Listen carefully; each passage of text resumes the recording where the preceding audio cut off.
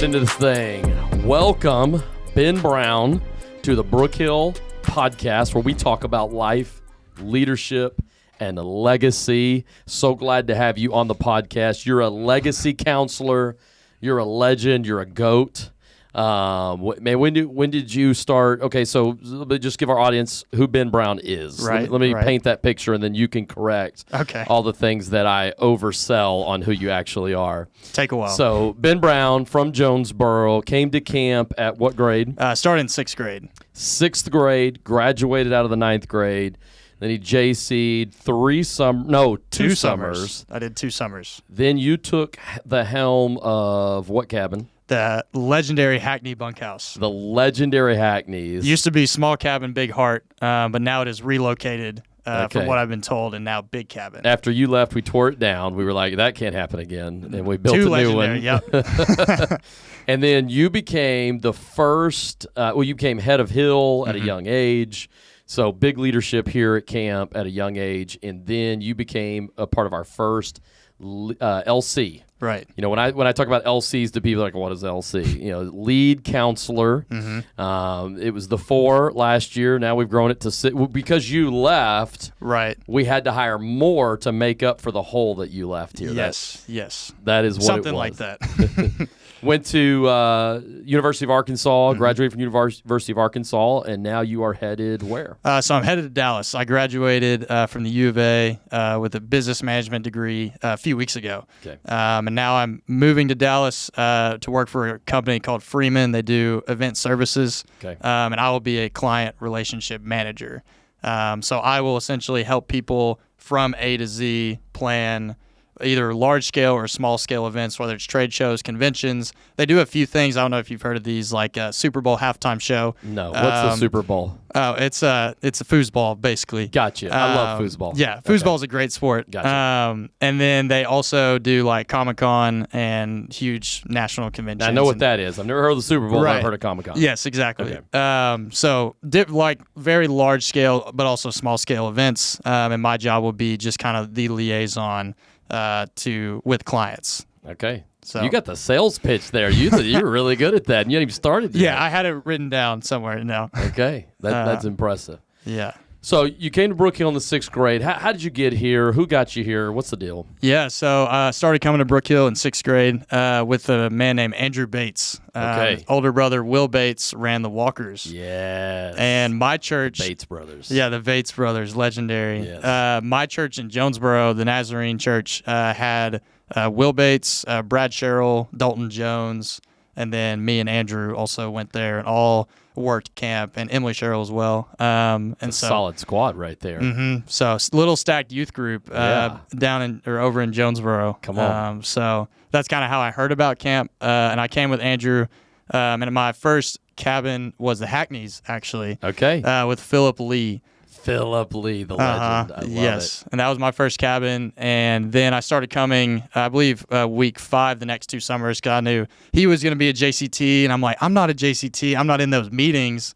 And so I don't want to just like hang out by myself while he's getting to do who knows what. Come on. And so I started coming with my friend Jack Thayer, who I played baseball with, and then went week 1 as a graduate with guys like Ben Schultens, Graham Averett, who also became senior counselors as well. Okay. You were in the culture of all these incredible up-and-coming guys. So you played baseball. You're a competitive guy. Yes. You and I have competed. You know, I've taught you a little bit about ping pong and some different things. Well, sure.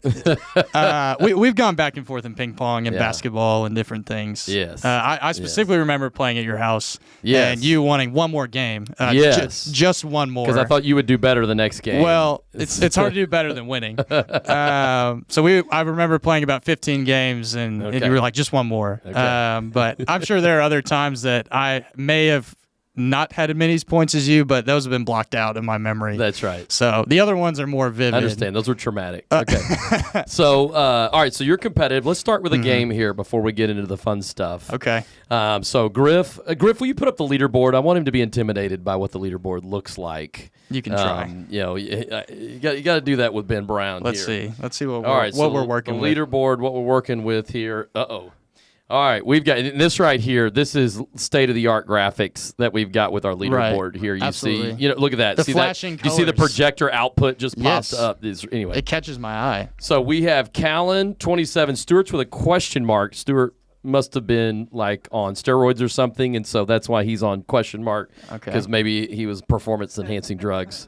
And then Jason has an asterisk. He must obviously have an issue. And then Matty Dar's 14. I think you can beat Tyler Kemp. I'm going to set the bar there. I'm going to put you in between Tyler and Matty. 14 and 9. I would hope so. What's the asterisk? What? Jason only had 20 seconds. Jason only had 20 seconds to get 20. So had he had 10 more seconds, he was on pace for 30. Oh, okay. We had to change the rules after Jason. Well, you didn't want to make him feel bad for only having 20. And we didn't want him as the leader. So, all right, we could remove that. Okay, so here's the game, Ben Brown. You've been listening to the podcast. You're a diehard fan. I have. You're a groupie. You text us all the time about it. So this is a Brookhill podcast, so we're going to be playing a Brookhill game. The Brookhill Great. game is this. You will have 30 seconds when I say go or when Griffin presses the button, which may be before I say go. And you have 30 seconds to name as many in three Brookhill things that are in three categories. And the three categories are cabin, camp songs, and camp activities, and they don't have to be current. Oh, okay. So, if you're an oldie and they've canceled it 10 years ago, which you're not, but you know what I'm saying, then we will accept all former and current in those three genres. Are you ready? Oh. Go. Oh, newspaper, bumper boats, boy sports, girl sports, Hackneys, Broncos, Buckskins, Morgans, Mavericks, Palominos, Percherons, Roans, tennis, water rides, big lake, small lake, beach volleyball, basketball, laser tag, horseback riding, advanced equestrian. Oh no, I'm blanking. Pacers, Clydesdales. Is that it? Unofficially, what do you got? 25. 25 unofficially.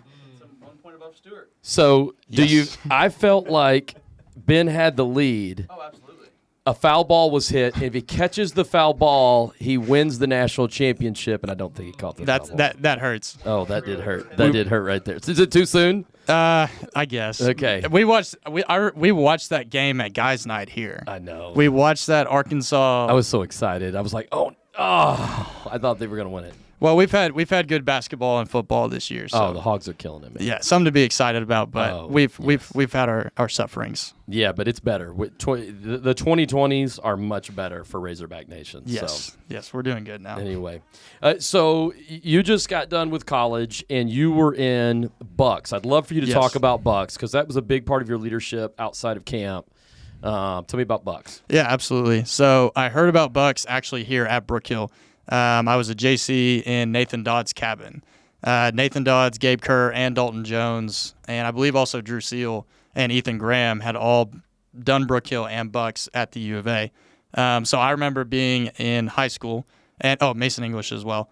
And Nathan Dodds and these guys were telling me about Bucks, and I had no idea what it was. And essentially, it's a fraternity.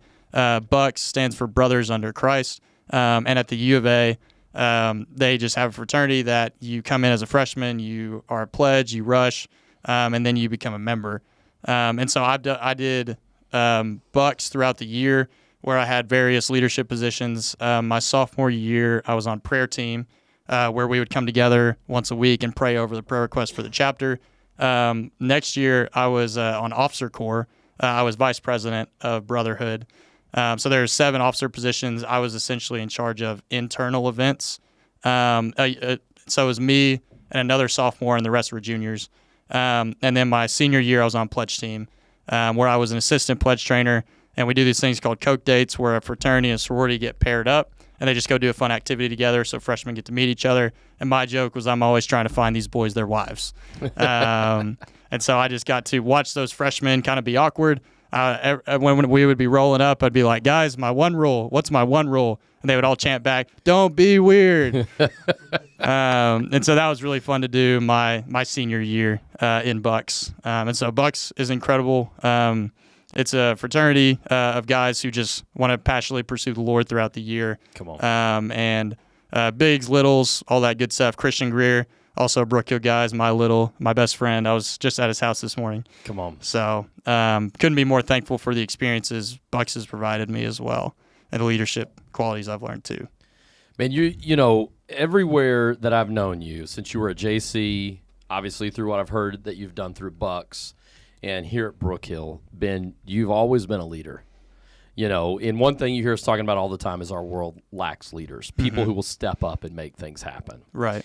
And you've always been a leader. What do you feel like has drawn you to leadership? What has developed you into the leader that you are today? Because the bottom line is, anytime there's a problem, it can be solved by a leader. Yeah. I mean, it really can. No matter if it's restaurant business, family, church, cultural problems, if we have leaders step up, I think things change. Yeah, no, I completely agree. I truly believe leadership's in everything, whether it's your roommates, whether it's your work situation, just different things in life. It's all, boils down to leadership. And I think for me, I remember being a ninth grade camper. There was 2 third graders in my cabin, and for some reason, whenever the senior counselor told me, like, hey, he pulled me aside, Jansen Nash, and he was like, hey, like, if you pour into these third graders, if you help them have a great week, you will also have the best week of your life. And as a ninth grader, junior high kid, you can be kind of a punk. You don't really care about things sometimes, and it's more like, this is my time. I'm a graduate. I'm about to carry that candle and bawl my eyes out. But I poured in, like, I just remember the ministry time that my graduate year, those third graders just come to me crying. And I was like, I want so badly to be a JC and to get this, opportunity more often. And so when I was a JC, my mindset was always, I'm going to be the best dang JC here. Come on. So I can run a bunkhouse one day. And then whenever I became a senior counselor, I had that vision of, this is great, but I want to be head of Phil one day.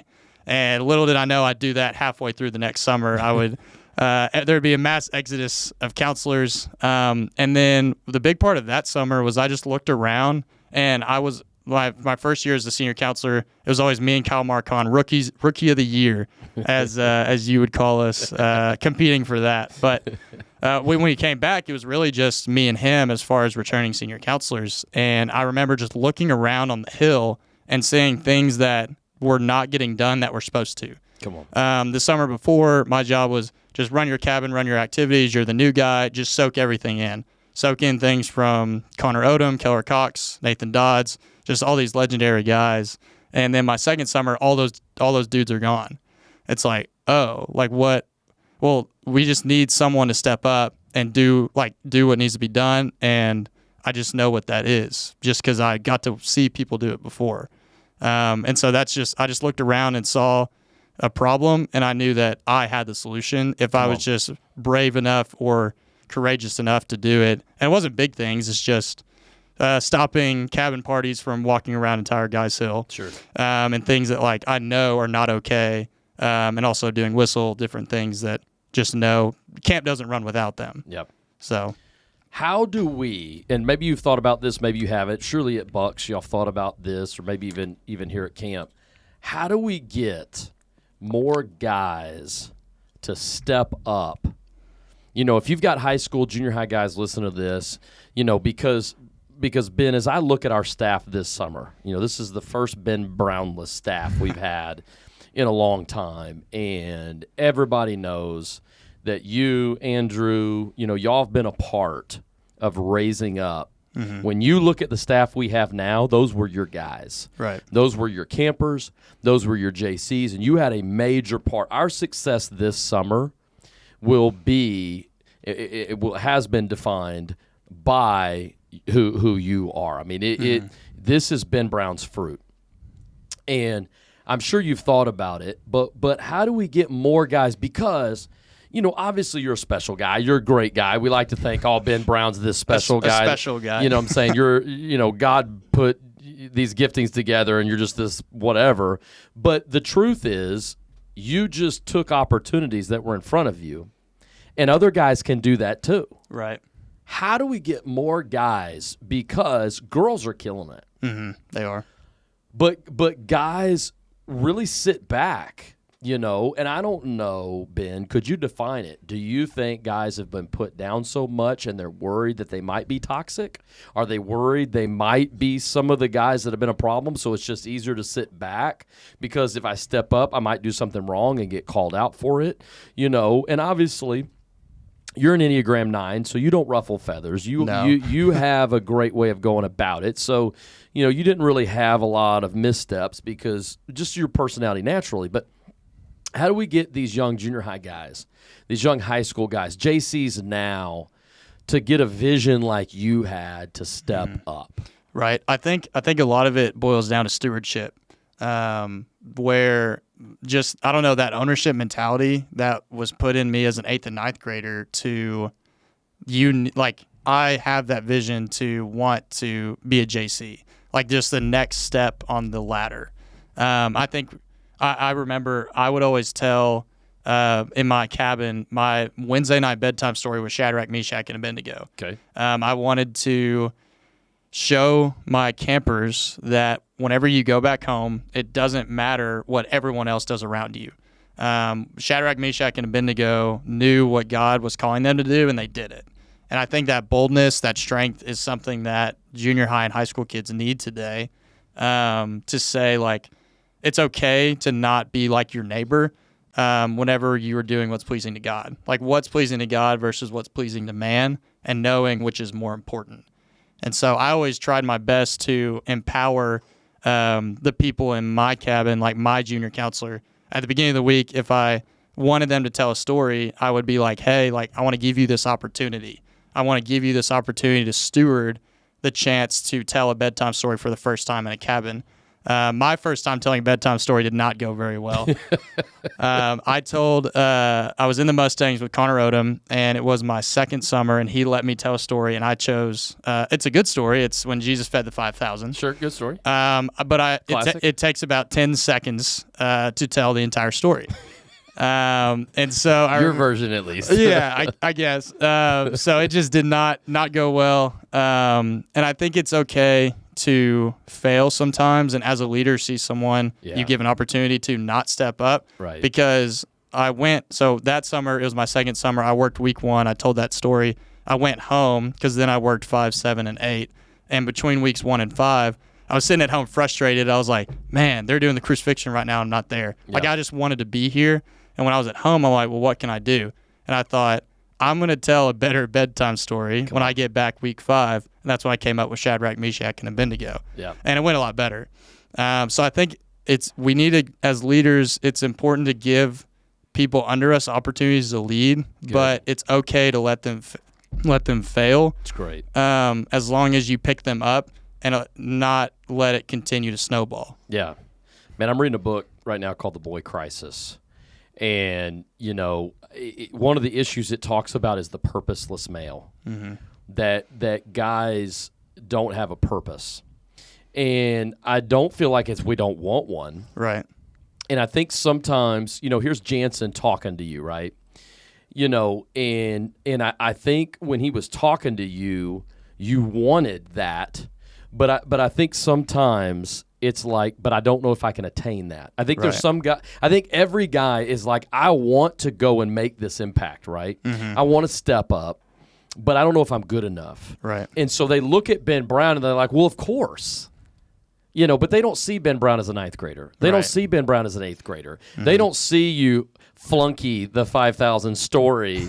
They only see, they don't see us. They see me now. Mm-hmm. But they don't see me where I was like, I don't want to be on Brookhill staff because I might have to talk in front of people. Right. And now I like talking in front of people. Mm-hmm. And people will be like, that's a lie. That wasn't true. No, it's true. I didn't want to come back because of that. Right. Because I didn't think I had what it takes. Right. And really, we all have... God is what it takes. Mm-hmm. And if we have him, he'll make us good enough. Right. If we'll just take that step, and you took that step. Right. I was driving here and I was just thinking, it's just be willing. Like, be willing to allow the Lord to use you. And that's exactly what you do here at Brookhill. That's what the staff does. I remember my first summer I was a JC. I was actually really nervous to be in Tyler's cabin because I heard that you had. Because it was so bad? Oh, because it wasn't the Hackneys. You know? It was I was nervous because I heard that if you were in his cabin, you had to tell a bedtime story. Oh. And I was just like, I just graduated and you want me to tell a story? Like, I don't want to do that. Yeah. And I wasn't in his cabin, but then like the second summer when I came back, I wanted to. Yeah. Like I was like, yes, like give me that chance. And I think that's the tricky thing is you have to figure out like when is someone ready for the little stewardship and like when would that like terrify them. Right. And sometimes it, like I think if the opportunity is there and like they need to step up in that moment, like my second summer was pretty tough being head of Hill as a second year leading guys my age or a year younger or whatever it was. But I needed that to grow me into the man that I needed to then be the LC that or the first LCs. It's interesting you say there's a lot of fruit like from like the fruit from this summer is like my fruit. I remember Turkey Day after my second summer as a JC. I went to Gabe Metz's line, and me and him didn't really interact before this moment, but he was head of Hill the summer before. And I went to him and I was like, Gabe, like all these people are telling me like I need to be on all summer. And I just like, I don't know if that's what God's calling me to do. Like, I don't know if I'm supposed to do this. Like, I don't see that in myself. Like you were talking about, like, I just don't know if I have all that. Like you kind of almost put these senior counselors on a pedestal that is unattainable. And so I told him that and he was like, you just need to learn, like you need to learn how to discern what's God and what's the devil. Like what's insecurity and what's truth. And it's all about just being willing and allowing God to like move through you if you're a willing vessel. Absolutely. And so it's just crazy to think back to that moment and then looking back on the 4 years of all summer I did after that. Because I never would have imagined that would happen. Right. Man, I think a pursuit of purpose is just as important as finding the purpose itself. Absolutely. Yeah, I think some people are like, the reason I'm not stepping up and doing something is because I don't really feel called to do it or I don't feel like it's me yet.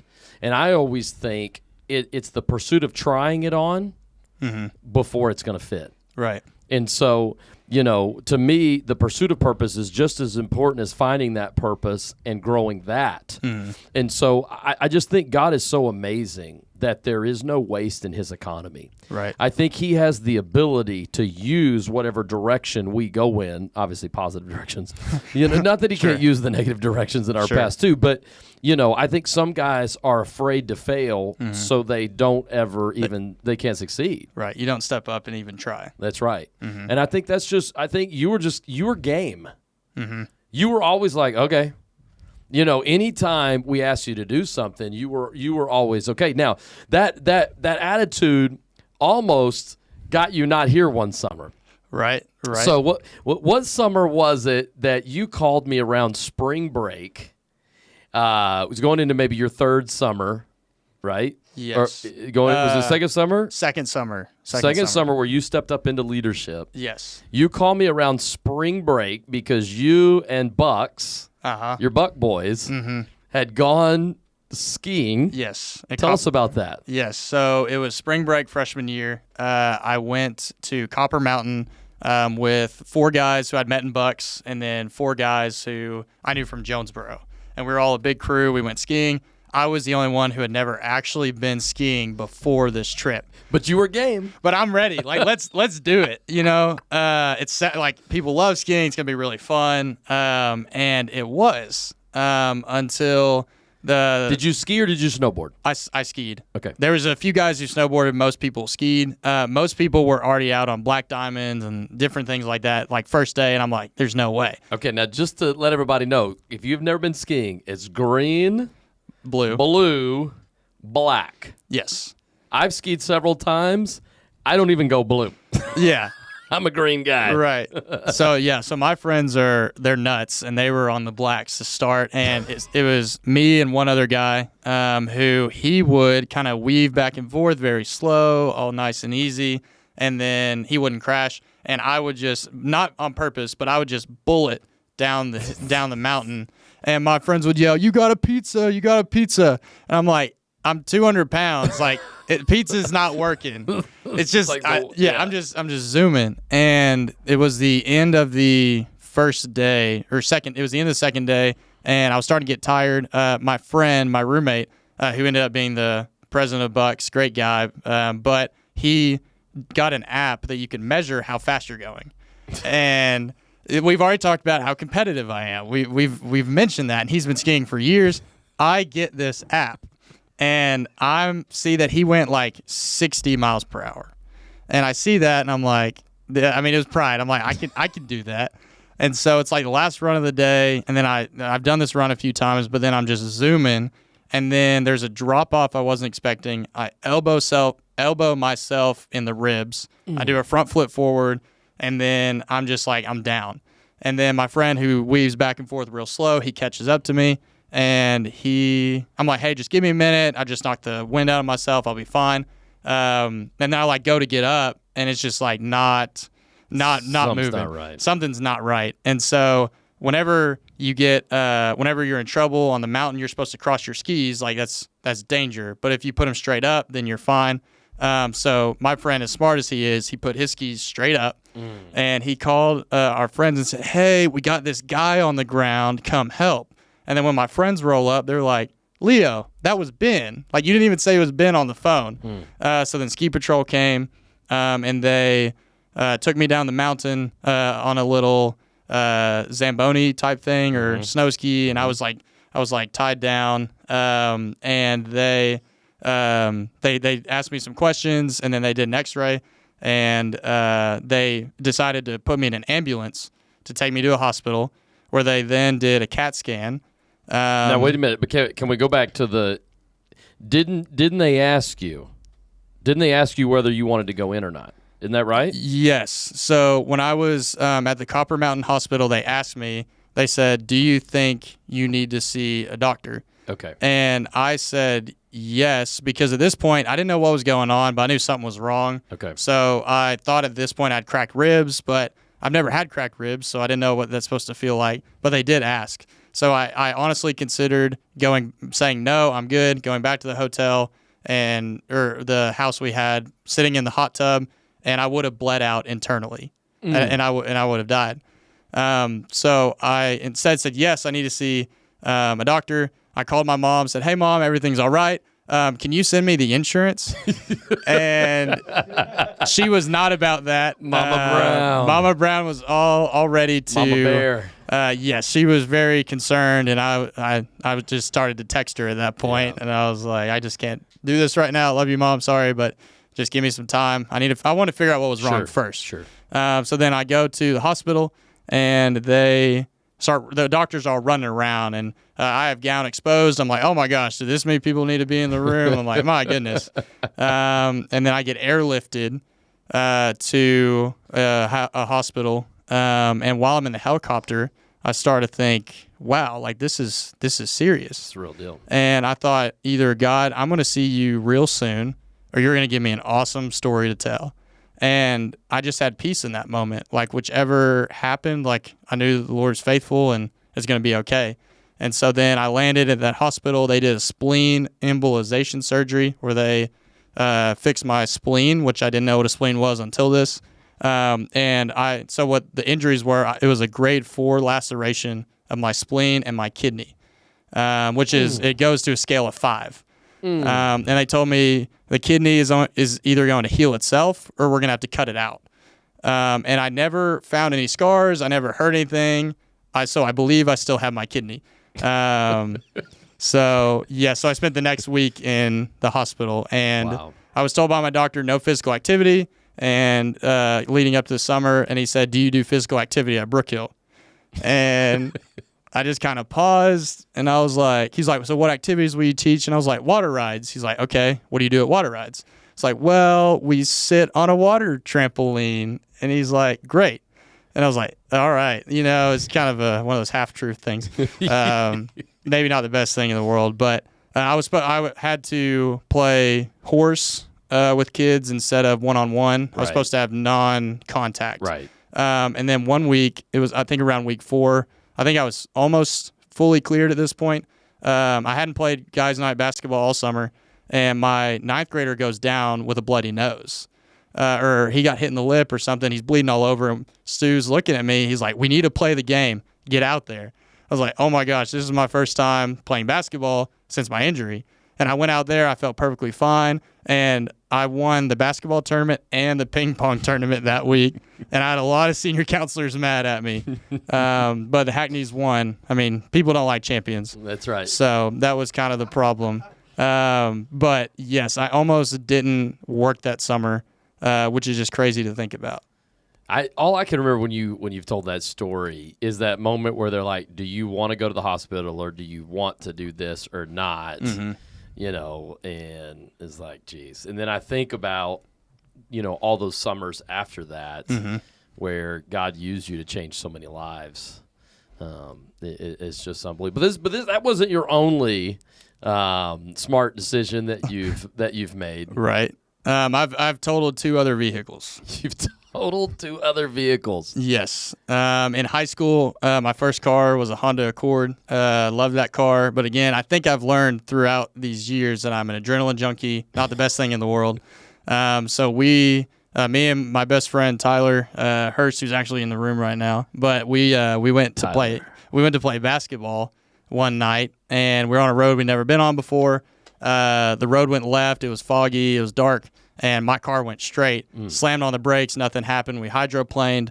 Luckily, nobody was injured. It's just the car was totaled. Tyler did have a concussion, which he used to get out of swim for the next few months. So he took advantage of that situation. But luckily, no one was severely injured. And that was my junior year. So then I had to hitch a ride with Andrew Bates at Turkey Day because I didn't have a car. And then junior year of college, we had our Bucks initiation. It was out at a different camp, like 30 minutes from Fayetteville. I was really tired that day. I actually had Jackson Delmer, Griffin, and I believe Dawson as well. Yeah, they were all in town visiting. And so that morning I woke up, made them breakfast, being a good host. And then I was just really tired going into that night when we had initiation. And there was a divided highway, and I wasn't thinking. I just kind of pulled out and got smacked while I was pulling out on the divided highway, and I totaled my truck, and I separated my shoulder, and then, so I separated my shoulder, totaled my car, and then I had to come back to the house where they were all at, and I was in a sling. They were like, what in the world just happened? And I've had a few near-death experiences, and I couldn't be more thankful for the Lord that I've made it through at least one of, even just one of those, but to have 3 is insane. Absolutely. So you've graduated college. Mm-hmm. You've graduated Brookhill finally. Right. And now you are moving to the Dallas area. You're starting this job that you were talking about, and man, what's it like, going from living at home to college, really for the first time, you don't just go to the next grade. Right. Right? I mean, your whole life, once you started school, it was you just go to the next grade.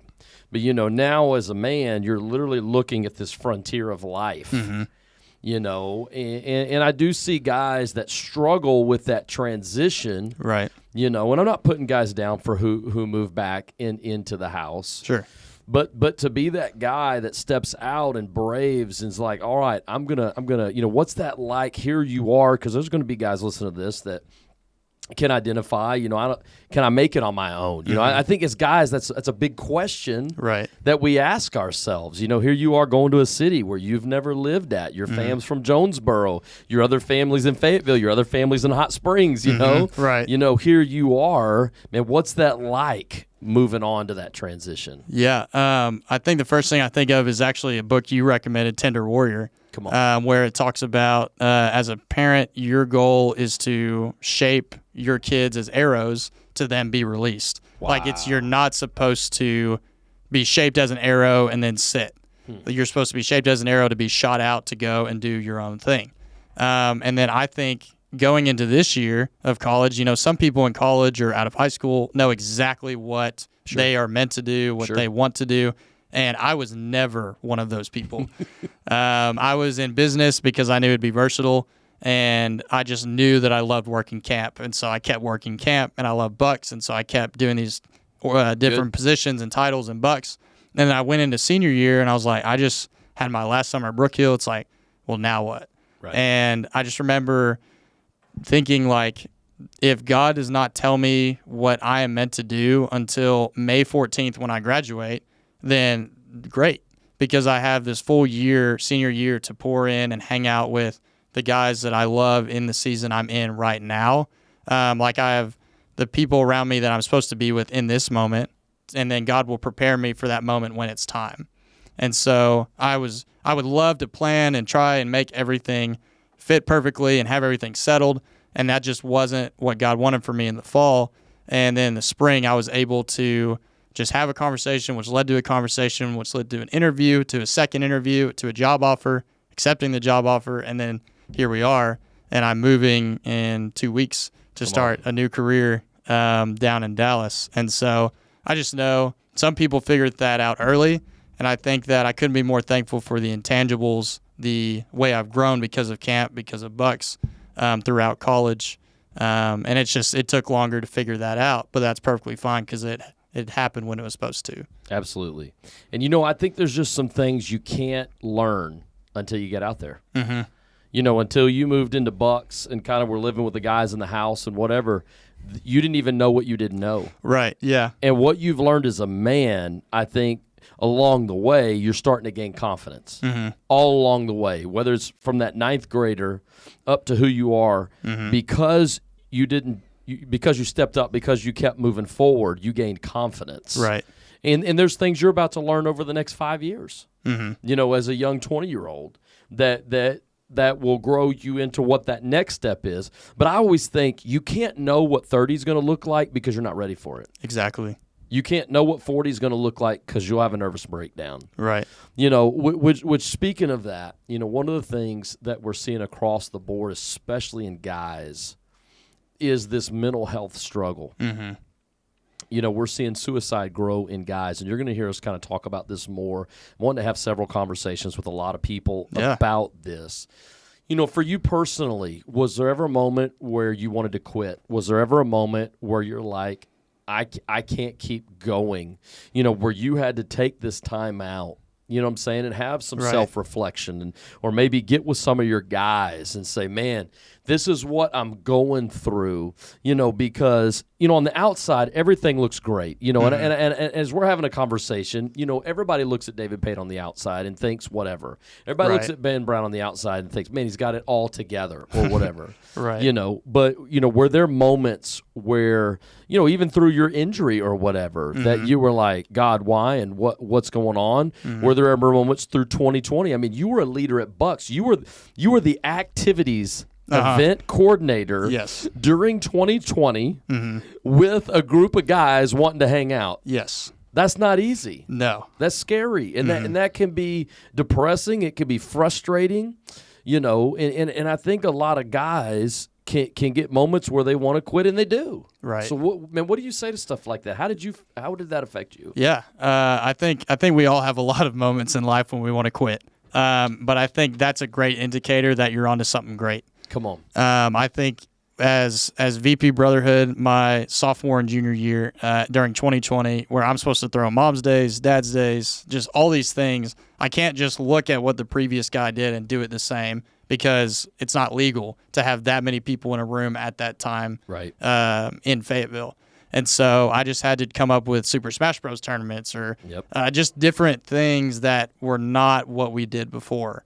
And it was very difficult to have officer meetings where some guys are more comfortable with things and some guys are not, and the reasons behind which. It's like, okay, how do we come to that conclusion? Ben, you still can't throw events. And I'm just like, oh, that's my job. Like, God's given me this job. I want to do it. Right. But I understand the reasons as to why I'm not allowed to throw these events, but it doesn't make it any easier.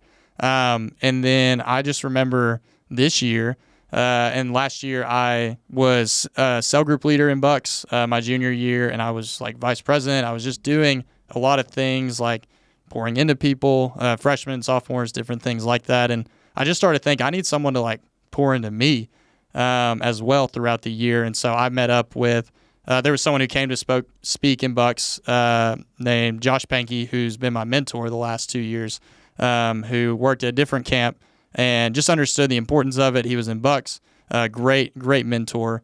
But then also this year, to be completely vulnerable with y'all, I went to some counseling. Sure. I went to a place in Fayetteville called the Joshua Center, and it always surprised me how much they could figure out about you or about me in those in the 1 hour. And I just couldn't be more thankful that I did that. But it takes humility to sit here and say, hey, I think there's a wound in there, and I don't know what it is. And it's something that I think everyone could benefit from counseling. And I don't go anymore. Not to say I'll never go again, but Absolutely. it was just a huge thing for me the way I kind of think of it is we're always in a battle. But after counseling, I felt like I had a sword in that very same battle. Because of just the different family things I've been through, how that affects relationships today. It meant a lot to have a sword in those day-to-day battles. And so I think for those listening, you just got to find your sword, whether that's older people to pour into you, guys in the same season of life to do things with you, or just people to pour into that are younger. There's just different ways you can find swords to help you with your battles. Man, that's so good. I think there was a stigma with counseling and different things like that. I think it's going away. I think that's really going away. Brookhill's been, really getting behind seeing people obviously spiritually healed, mentally healed, emotionally healed, and seeing different things like that.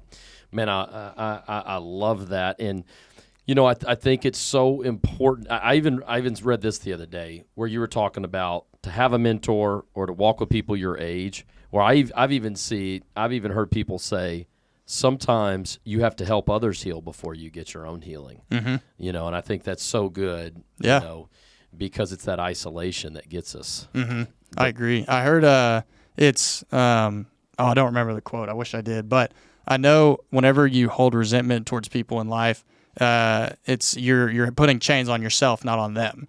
And so you don't feel freedom until you really forgive the people in your life, the people that wrong you, the people that really don't deserve it, that really allows you to walk in freedom in Christ. That was a big part of my testimony growing up, just with different family things. Had to forgive my dad for some things, and we're good now, but just had to let go of some chains, different things, and yeah. I think somebody said, we don't keep secrets, secrets keep us. And so good. Holding it in, and obviously we can talk to the Lord about it, and that is huge. And sometimes that does it, but there's other times where it's like, no, I need to talk to, whether it's a mentor, whether it's friends, whether it's a counselor or whatever.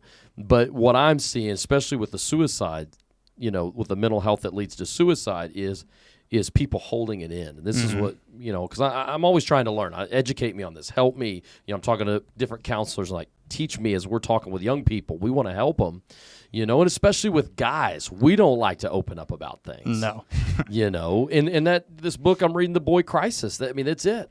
Right. We have a crisis with guys, with boys, with men. And that's where I love Brookhill, because Brookhill was a huge part of me growing. Right. Was a huge part of men speaking into my life. Would you say that was a thing for you too? Yeah, absolutely. I know my heart for wanting to even be the vice president of Bucks was I realized the way men are wired is that for some reason, if you throw a football with someone, you play Smash Bros with someone, like you do at camp, you build these moments through fun activities, and then you're more likely to open up and be more vulnerable about real things in life. And so that was definitely true with me here at camp. I mean, as a camper, you don't even realize it, where you're just doing these fun things. Then all of a sudden it's Thursday night, you're crying in your counselor's arms, and you're like, how did that happen?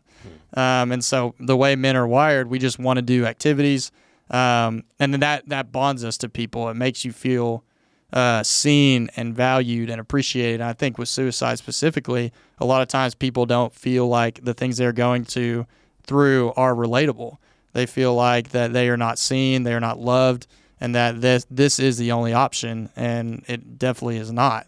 It's a cop-out. It's a way to release the stress, because whenever you feel stress, whenever you get anxious, whenever you have different problems in life, you just want to relieve it instantly.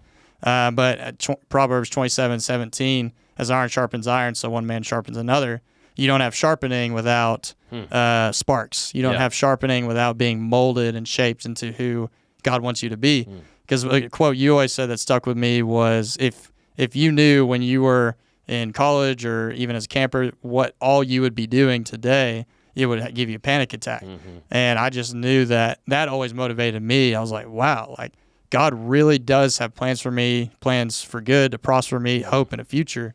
And I just can't, I'm not ready to hear what that is. And that's amazing. I mean, even dealing with singleness, you just feel like there's no one there, like whatever, but it's like God's preparing someone amazing for you. Right. And Laney's been great and dating's been great, but it's just I had to prepare myself and be molded and shaped to the guy I'm supposed to be for her, and vice versa. Come on. Which is just super encouraging. And it's not fun to hear that if you're in singleness and to hear from someone who's in a relationship. But my mindset was, I can't do anything about the girl right now, but I can do something about me.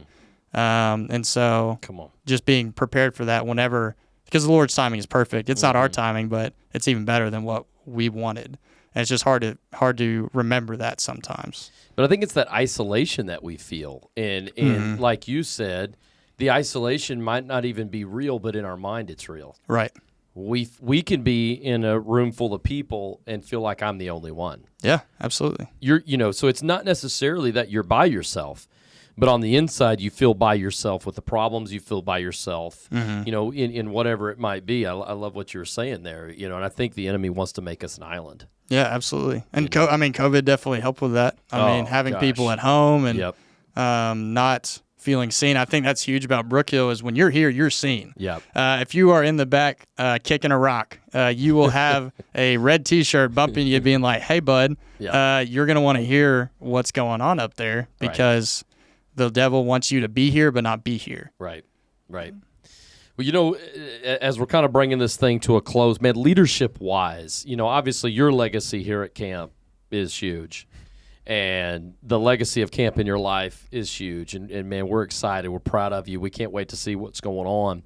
What do you feel like? What are a couple of the top couple things that you learned as a leader, maybe even some great leadership stories that we have as we start to bring this to a close? But what are some great leadership principles that you got, and maybe some funny stories when you tried to apply them or whatever? Yeah. I remember, let's see, I know that there is such a thing as healthy confrontation. I am an Enneagram 9. I never want to step on toes. I never want to offend anybody. I even remember there was a story with you where there was a visitor on the ranch, and I wasn't even on the hill, but I got a phone call, and it was just like, hey, like, why are there visitors on the ranch? And I'm like, I guess it was me that did that, and I'll take it, And I remember going to your house, and before you even could say anything more about, hey, like, we got to be better, or whatever, we sat down. I said, let me go first, and I just apologized and like said all the reasons why I was sorry, and I just know that confrontation is not always a bad thing. Right. I know there's moments where I've had to get on to counselors or handle situations because whenever you look around and something's not going the way it's supposed to, well, then you need to fix it and move on as quick as possible. And so I definitely remember that through my experience here at camp. I'm trying to think of others. Do you think confrontation gets easier? Do you feel like it's always that first confrontation where you're like, all right, I have to say something here, and you're about to throw up, and it's never as bad as you thought it was going to be. And then you go, okay, that was a victory. And then maybe it's a little bit easier the next time. Yes. Do you feel like you build confidence in that? Yes. It's that first confrontation that you have to have where you're like, okay, this can't continue. As a leader, because that's one of the big toxic traits of leadership is leaders that let things go. Right. Because those things that they let go, they never get better. They never fix themselves. They don't. But that's our hope. Right. Our hope is, man, this is going to fix itself. They're gonna naturally mature. They're gonna naturally, without me as the leader who's supposed to lead them, do something about it. Right. And you see leaders fail because they're unwilling to be, especially as a 9. And here's what's crazy: 9s can be the absolute best leaders because they're not going to rock the boat. Mm-hmm. But at the same time, if they're not willing to say something, no one gets to experience their incredible leadership. Right. So that's what you had to get over. Yeah, accountability is biblical. It is more than okay to have a conversation with someone that is difficult at times. And I know that it is someone will not hate you for having a difficult conversation with them. Come on. I remember as a senior counselor, if your kids are being too loud at rest time, you say, "Hey guys, let's not do that," and then they keep doing it. You got to be a little more stern. You Right. gotta maybe raise your voice a little bit and make sure that you actually get rest during rest time. Because as a leader, if I'm sitting here, there would be other senior counselors who may not get their kids quiet during rest time, and it's like, well, they're in the fun cabin. That's not fair. For the kids, they're like, well, they don't have to rest during rest time because their leader won't tell them to go to bed. And so that's why accountability is important. And then you do that with your campers, and then as you progress in leadership, you start to do it with the other senior counselors. It's like, whoa, when I was a camper, I looked up to be senior counselors, and now I'm quote unquote the senior counselor of the senior counselors. And it's like, that's crazy. Like, what a crazy thought to be leading the guys who led me so well when I was younger. Come on. And so I think it's just important too, as a leader, to remember remember your roots, remember what that feeling was as a first-time senior counselor. Remember what it was like that first time as a camper. Come on. I was with my brother and some of his girlfriend's family in Little Rock a week ago, and there was a kid at the house, fourth grader, first time at camp coming up. And it was just so cool to explain to him, okay, this is what guys' night is. Yeah. And this is like all the fun that you're going to have and all that good stuff. And so it was just cool to see the wonder in his eyes of like, oh, wow, this is going to be amazing. And just to like think back on that for myself, it's just a crazy feeling that I just got to be a part of that for the years I did. Come on. Well, I got to say, man, you've left an incredible impact on this place. And, I got a text from one of my old basketball players this morning, and, man, he sent me a picture of us hanging out, just said, man, I missed this, and blah, blah, blah. And, you don't realize the moment you're in until it's gone. Andy Bernard. You don't. Mm-hmm. And, what an incredible season, Ben, of you here leading. And what's cool for me is I get to see Griffin, and I get to see Jackson, and I get to see Dawson, and those are miniature Ben Browns. Those are guys that, because in the 9th grade, the 10th grade, the 11th grade, you didn't believe the voice that said you weren't good enough. Mm-hmm. You didn't believe the voice that said you can't. You said, what if? Right. And you just started walking down that path of a man stepping up. Mm-hmm. And one foot in front of the other, you sit here today and can look back at this incredible, legacy that you have. And I just want to say thank you. And, man, I hope that some of the boys and the guys and the JCs, we're going to make sure we pump this out there to get some guys listening to this because, man, we're grateful for your legacy, and we appreciate you coming on here. But you are life, legacy, and leadership. Well, thank you. Yeah, I'm just honored to have been a senior counselor, to have been a JC, to be one of those guys that I was just like, man, as a camper, I want to be like that. Yeah. And so I couldn't be more thankful for you and Jason and Lynn and Tyler and everyone because y'all mean the world to me. I was happy to come speak on the podcast. Man, we appreciate you dropping by, Ben. Man, I cannot wait. Maybe 3 or 4 or 5 more years we'll have you out here after you're CEO of this deal. So anyway, dude, be smart on the slopes, man. Slow it down. Right. 15 miles per hour. Let's keep it to that. Yeah, the bunny. Mama Brown will be proud. Bunny slopes. All right, buddy. We'll see you, man. Thank you.